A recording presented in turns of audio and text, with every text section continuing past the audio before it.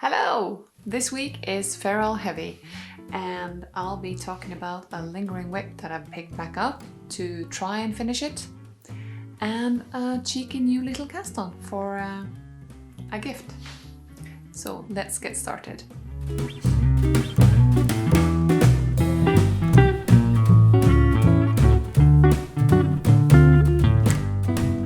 Hello crafters!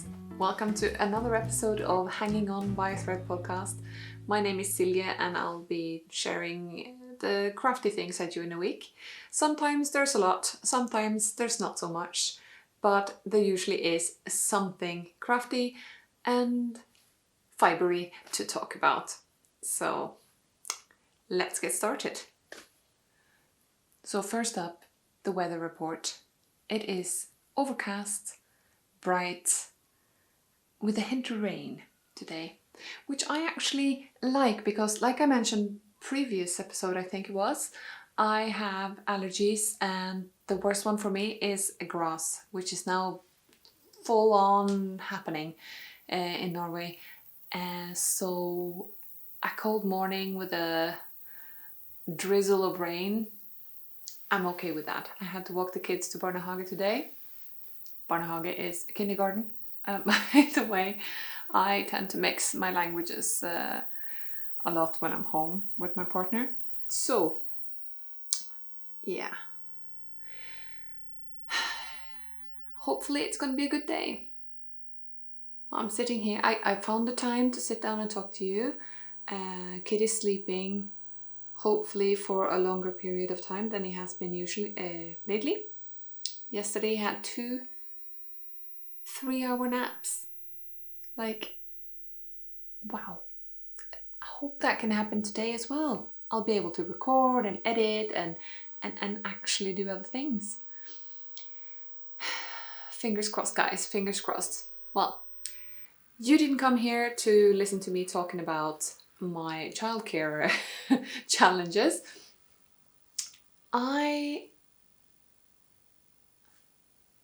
We're here to talk about knitting. I say we, I mean me, you know, because you guys aren't actually here actively participating in the conversation, but you know how podcasting works.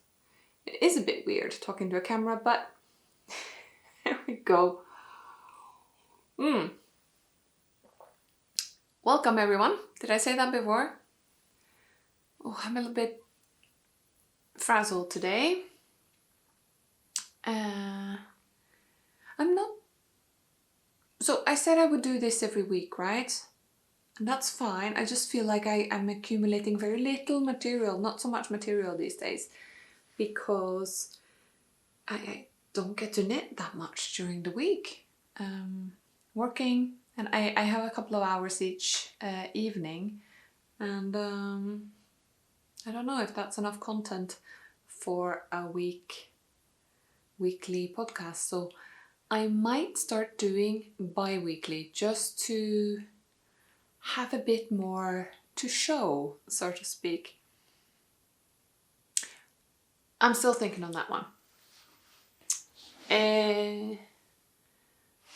For now, I'm sticking to my weekly schedule. It's a good thing for me to do. Every Monday I sit down and I talk about my projects and I get some stuff out of my head that nobody's interested in hearing otherwise in my life. As you can see today, I'm not wearing anything new. It is kind of a chilly, rainy morning, so I felt like having some extra warmth around the chest and neck area. I'm wearing my Camomille Shawl, which is it's a pattern by Helga Isager, and I made that, I finished it last year sometime, last spring, summer, can't really remember, but I love this colorway. It is a very simple garter stitch shawl, and you get this nice effect by holding 2 yarns together. A couple of rows they're held together, and another couple of rows you hold only one strand, so you get this kind of like translucent In fact, it doesn't show that much here. And there's a simple, very, very simple lace edge. There's supposed to be tassels, but I didn't have enough yarn, so that's not much tassel. I've knit mine in a gorgeous hand-dyed skein by King Fibre. It is a yak silk blend, which is the Punjabi colorway, which is the one that has the nice pinks and oranges and greens. And then I held it together with a strand of Helga Isager yarn Spinny, I think it is. It's a thin 1-ply 100% wool, and it makes it very light and very nice and warm to wear. I don't know if you can see that. It's like transparent on the places where it's only the spinny. Can you see my face through this? Slightly. So that's it, what I'm wearing today. I couldn't find, I don't think the pattern for this is online, but I do think it's in a couple of different publications. I knitted out of this book, which is Finstrikket. I'm pretty sure it's also in Danish. Not sure if it's available in English, but it is a book from Helga Isager, first published in 2012, so the patterns have been out there for a long while. And it has quite a lot of very nice designs, all made to be in a fine gauge. Finstrikket, it means just fine gauge or a fine knit. So there is for all the summers. Here you can see the Camomille Shawl. It is fairly sizable here, and you can see the tassels going on, which I wish I had enough for making, but yeah, can't have them all.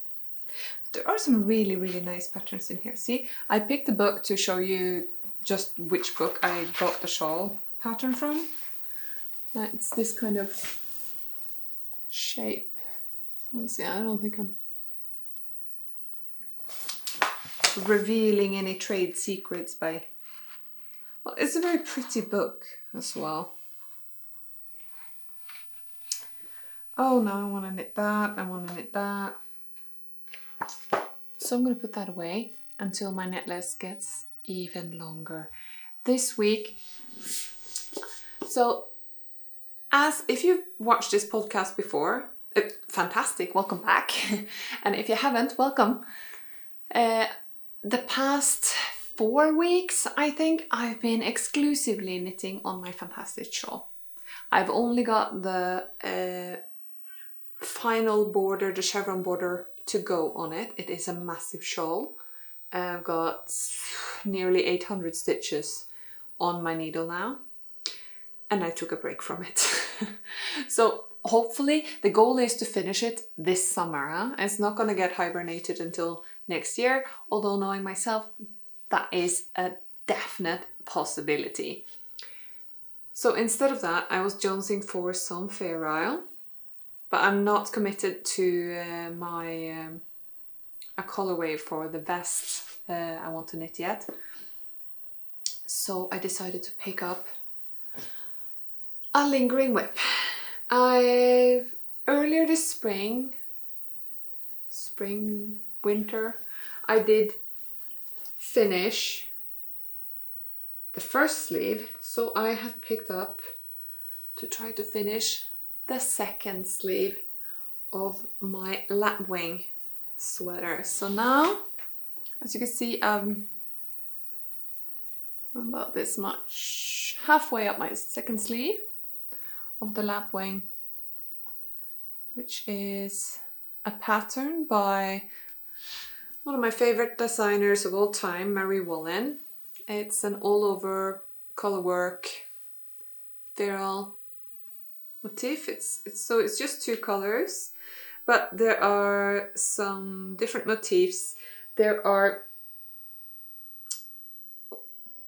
okay, so like there are 2 simple bands that are very easy to do, which is this and this one. These 2 bands are easy. This one's a bit trickier, but it's not too bad. And then there is the the big star, the huge snowflake, which is this one. That one, you got to keep your tongue straight when you're doing that. And I'm basically here now on the second sleeve. So it's absolutely gorgeous, that motif. And I want to finish this. It is a drop sleeve, a drop shoulder. So see, I've got the parts now. This is almost a sweater. Yeah, so got a little keeper there for reminding me where I think this is where I stopped increasing along the sleeve. Pretty sure. So this will be a 3/4 sleeve. It's quite snug actually, but I will do a proper wet block for this. I've knit this in Blue Faced Leicester hand dye, one of a kind colorway by Nina Petrina. It's the olive color, and the contrasting color is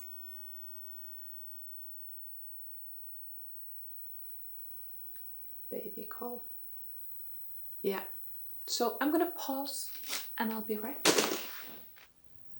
Okay, so it seems like yesterday's 3-hour nap was a freak accident, but he's back to sleep now. Let's keep moving.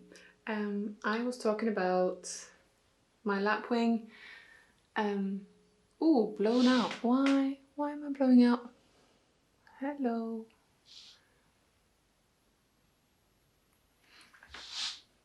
Yes, I think we're back. So I've got my lapwing in pieces, and I was saying what? Yes, the contrasting color is Telespin Symre, which is it's a mohair, 2-ply mohair yarn. So you can see it puckers. No, it doesn't pucker. It looks a little uneven. I mean, it's not so neat because the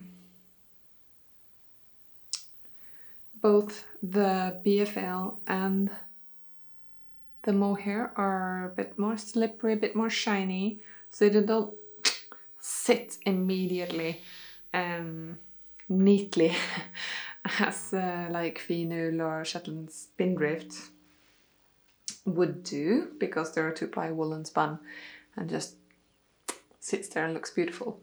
So I got like, I'm knitting on DPN, so you can see where there's a bit of a fold.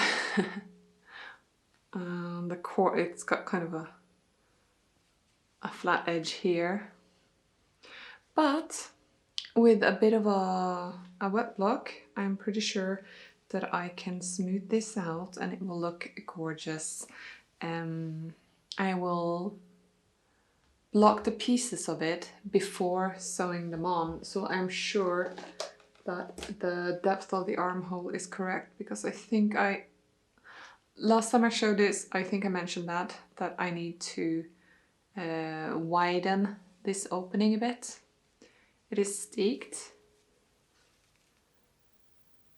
I've just done like a back stitch into each stitch by hand to reinforce it. Which is okay, I guess. Not sure why I did. I just felt like this might be too slippery to cut without reinforcing it. And yeah, I've got this big piece arm sleeve, I mean, and the second sleeve coming along nicely. So this is a 4 days knitting in the evenings, just like, or during the day when I'm not working, in between chasing baby around the floor, because he's definitely a crawler now. And yeah, another week and I think I will have all the pieces done to give it a nice soak, fix the arms on, try it on, and then pick up and knit the neckline, which I probably could do already, but I want to wash it and see how big the neckline is, because I might want to unpick in the shoulders and widen it a little bit as well. That's possible. I'm looking at it now and it feels like maybe the neckline's a bit small, but we'll see how it looks when it's washed. And I just want to do that before, you know, so I can still unpick a couple of stitches, or like go back a couple of stitches on the top of the shoulders to widen it a little bit if I need to. And yeah, hopefully this will be a finished garment that fits me a little better than my previous finished knit, which was the sky pullover. It's still lingering. I haven't ripped it out. Nothing sinister has happened to it. It's not been gifted. It's still in the pile of shame, thinking about what it's done to me. But I think I might give it a wash and see how I feel about it after that. If it doesn't look bad, I'll wear it and show it to you guys on the podcast. So this was final stretch on my Marie Wallin Lapwing Pullover. I believe it is a free pattern, so you can download it off her website, or at least of Ravelry, and give it a go if you're in need of a gorgeous colorwork design. It's easily accessible, fingering weight. You only need 2 colors, and yeah, give it a go. Look at this is the pieces. Yes, some seaming required. Don't be scared of seaming, guys. I know the pattern, it says to knit flat, but it's fairly easy to modify and start knitting in the round. I'll briefly mention how I did that. So the charts are like, they don't match up in the end, so you can't like knit in the round and it works out and just knit like that. You have to do kind of a fake seam in the side, so you, as you see, they don't match up, but you can. I've just added a stitch, a purl stitch, and that works as a seam on the midpoint under each arm. That way you can knit it around as if you were knitting back and forth. Because if you're knitting flat, the color work, the chart doesn't have to add up around, because the width of these repeats are such that they don't correlate. It's knit straight, and yeah, cool. Don't know if that made any sense. But yeah, I just added a purl stitch under the arm in each side to have like the start and end point of the repeat, because it's charted with the full width of the design. So the pattern goes over like 3 pages, which a lot of Marie Wallin designs do, and it looks a bit frightening when you first started, because that's not at all how I have been used or been used to seeing colorwork charts in Norwegian knitting. It was like one little repeatable thing, and they never chart out the whole repeat like that. So I think a Norwegian chart would be they would chart out all of this pattern alone, then this one, and then this one, and then tell you, yeah. But Marie Wallin's chart is basically from here to here and the full width, and I've seen that happens on a lot of them. Just, you know, take a deep breath and know that the left and right sides are the left and right side of the body usually. And then there's like these squiggly lines in the middle. Those seem to be indicating your initial increases of, for example, a sleeve. So you're starting in the wrong, right place and end up having the pattern centered and looking nice and not off. Yeah, so that took me a while because it's not explained in the pattern notes, instructions, how to read the charts. Yeah, so if you didn't know, now you know. So apart from Lapwing, I have cast on a new thing. It's a small thing and it's meant to be done fairly quickly. It is a pair of mitts for my mum's birthday. So I have cast on for the Small Flowers Knit Mitts by Pinneguri. It's a free pattern, so you can get that off Ravelry. I don't know if she has it on her website, if she has a website at all. It's available in English and Norwegian. This is how far I've gone. So I am using my ball of very purple heathered Finull. This project I think you could do totally in a lot of leftovers because it's less than 20 grams per mitt you need, and you use 3, 4, 5 colors in the pattern. So basically well, I'll put a picture here of the pattern. So the idea is to have the purple mitt, and then I'm thinking at those bands, maybe green, and I'll do the flowers in blue, so it'd be like a cornflower blue. I think that will go nicely with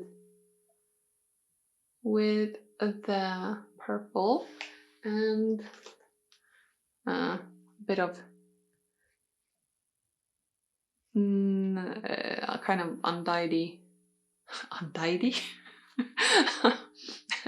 a natural neutral white beige. I think it's called natur. This is Finull, scrap from my the Granny Square pullover I made. It's the base color. There's some scraps for that, which will just be that background of the flowers.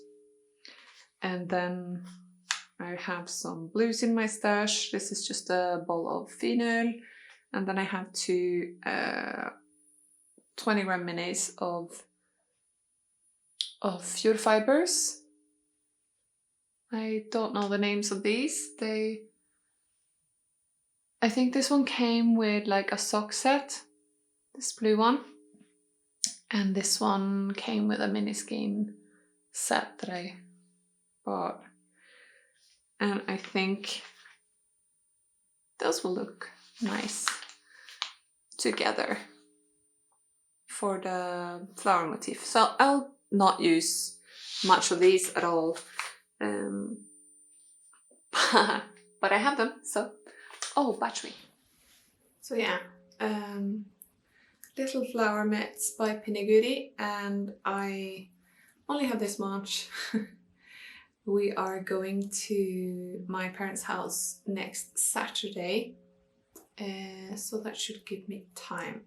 And if I don't complete them, the delivery date can always be a bit flexible, I think. But I think that should be doable. It's main, you know, you saw there's just a little band of color work, and otherwise it's just straight rib and little eyelet details on the hand. My mum has roughly the same size hands as me, slightly larger, so I'm looking for a bit of a loose fit on me. And I thought mitts would be great because she does a lot of gardening and needs to have her fingers free, but it could be cold, even in summer, but mainly in spring and autumn when there's lots of things to be doing in the garden. Then mitts with little flowers on could be a nice thing to have. So yeah, if I give these away on Saturday, I won't be able to show them off as a finished object. I might have to record a little something for next week's episode when I do finish them. Let's see if I manage to do that. Or I'll just take some photos and show you guys next time. But that's it for my knitting of this week. I haven't really had that much time to do stuff. I didn't swatch any more for the feral vests, but I did decide on let's kick off a knit along for it, and let's say we have until September. So starting now, July, August, September, 3 months. That should be fine for a knit along of a fairly, well, a sleeveless garment. A feral vest of your choice, and I'll be using the hashtag on feral vest cal. I think that should be easy to remember. Use that on Instagram, and let's see how that turns out. I don't have like a Ravelry group or anything, so for now just the Instagram hashtag, and like in September we can see how it's gone and maybe pull some prizes for it. That would be fun. So feral vest cal. Hope you're up for it. So that is definitely it for me today. I have no idea how long I've been speaking for because I had to stop several times, and I don't know how much footage I actually have. It will be a surprise in editing. So thank you so much for watching.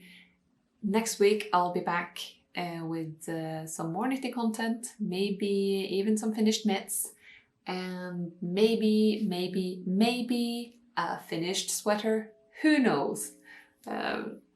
Yeah. Thank you for watching. If you haven't subscribed already, there is a button for that somewhere around your screen, probably down there somewhere. And just, you know, hit like if you like the video. And hopefully I'll see you next time. Oh, yes, I'll make note of the patterns that I've been talking about this episode down in the description below. I'll also post them to my blog, which is bythreadblog.com. And if you want to follow me on Instagram, where this magnificent knit along is going to be happening, you can find me as Silmoa. My name is Silja, and hopefully I'll see you next time. Bye!